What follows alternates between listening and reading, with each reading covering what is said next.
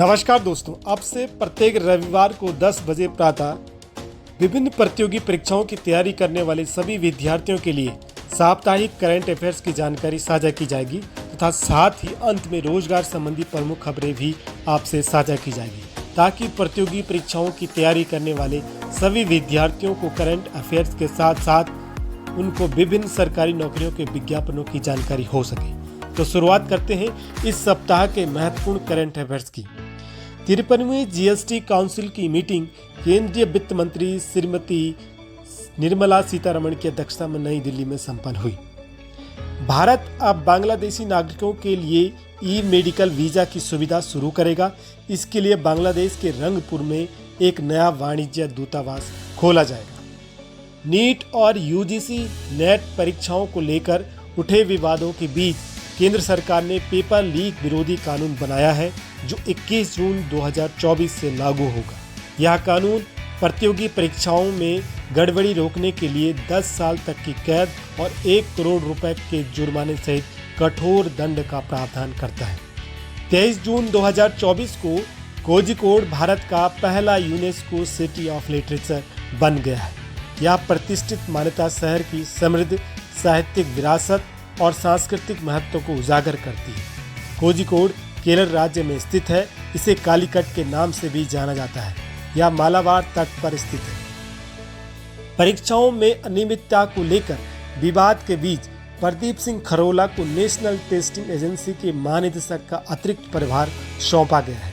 वर्तमान में श्री खरोला भारत व्यापार संवर्धन संगठन के अध्यक्ष हैं। केंद्रीय स्वास्थ्य एवं परिवार कल्याण मंत्री ने 24 जून को नेशनल स्टॉप डायरिया कैंपेन 2024 का शुभारंभ किया। इस अवसर पर लोगो, पोस्टर, रेडियो स्पॉट और ऑडियो विजुअल जैसी आईईसी सामग्री भी जारी की गई और बच्चों को ORS और जिंक की गोलियां भी वितरित की गई। केंद्रीय विज्ञान और प्रौद्योगिकी राज्य मंत्री ने 24 जून को विज्ञान एवं प्रौद्योगिकी की विभिन्न धाराओं में भारत की हालिया सफलता की कहानियों को प्रदर्शित करते हुए वन वीक वन थीम अभियान का शुभारंभ किया।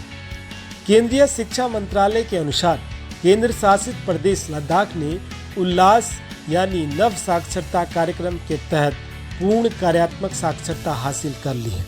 लद्दाख में अब 97% से अधिक साक्षरता है। सेंट्रल इलेक्ट्रॉनिक लिमिटेड CEL को मिनी रत्न कंपनी का दर्जा मिल गया है। प्रमुख अंतर्राष्ट्रीय खबर। पैराग्वे आधिकारिक तौर पर अंतर्राष्ट्रीय सौर गठबंधन का 6वां पूर्ण सदस्य बन गया है। निवर्तमान डच प्रधानमंत्री मार्क रूट को नाटो यानी नॉर्थ अटलांटिक ट्रीटी ऑर्गेनाइजेशन का अगला महासचिव नियुक्त करने की घोषणा की गई है। एंटोनियो कोस्टा को यूरोपीय परिषद का अगला अध्यक्ष चुना गया है। हाल ही में 2023 का पेन पिंटर पुरस्कार भारतीय लेखिका अरुंधति रॉय को दिया गया। खेल जगत की महत्वपूर्ण खबर। पूर्व क्रिकेटर कपिल देव को भारत के पेशेवर गोल्फ टूर का नया अध्यक्ष चुना गया है। हरमनप्रीत सिंह को ओलंपिक के लिए हॉकी टीम का कप्तान बनाया गया है।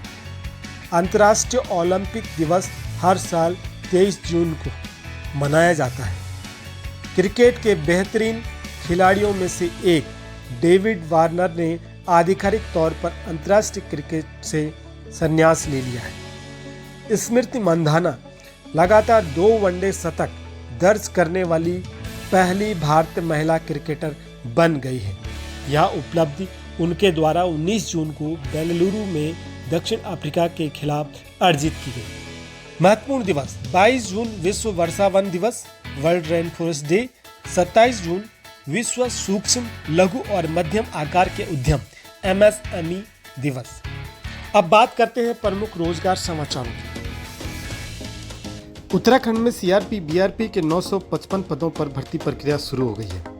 अलंकित लिमिटेड द्वारा समग्र शिक्षा उत्तराखंड के अंतर्गत नितांत अस्थायी व्यवस्था के तहत आउटसोर्सिंग के आधार पर विकासखंड स्तर पर ब्लॉक रिसोर्स पर्सन BRP एवं संकुल स्तर पर संकुल रिसोर्स पर्सन CRP के पदों हेतु योग्य अभ्यर्थियों से रोजगार प्रयाग पोर्टल के माध्यम से ऑनलाइन आवेदन आमंत्रित किए गए हैं। पदों का विवरण इस प्रकार से है। BRP के लिए हिंदी, अंग्रेजी, विज्ञान, गणित एवं सामाजिक विज्ञान के कुल 285 पद हैं, जबकि CRP के लिए समस्त विषय के कुल 670 पद हैं। निर्धारित योग्यताएं न्यूनतम 55% अंकों के साथ PG एवं B.Ed, LT तथा CTET या UTET होना चाहिए। कंप्यूटर कार्य करने में दक्षता होनी चाहिए।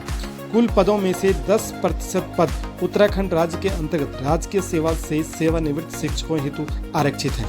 उत्तराखंड राज्य के अंतर्गत रोजगार कार्यालय में पंजीकृत अभ्यर्थी ही उक्त पदों हेतु आवेदन कर सकते हैं।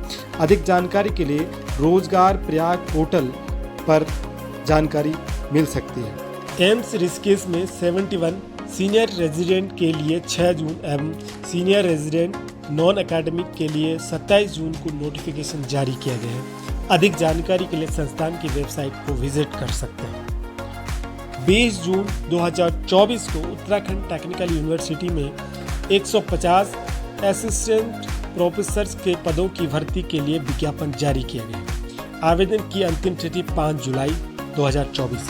अधिक जानकारी के लिए UTU की वेबसाइट को विजिट कर सकते हैं। Govind Ballabh Pant university of agriculture and technology द्वारा असिस्टेंट प्रोफेसर और अन्य पदों के कुल 259 पदों के लिए 19 जून को नोटिफिकेशन जारी किया गया है।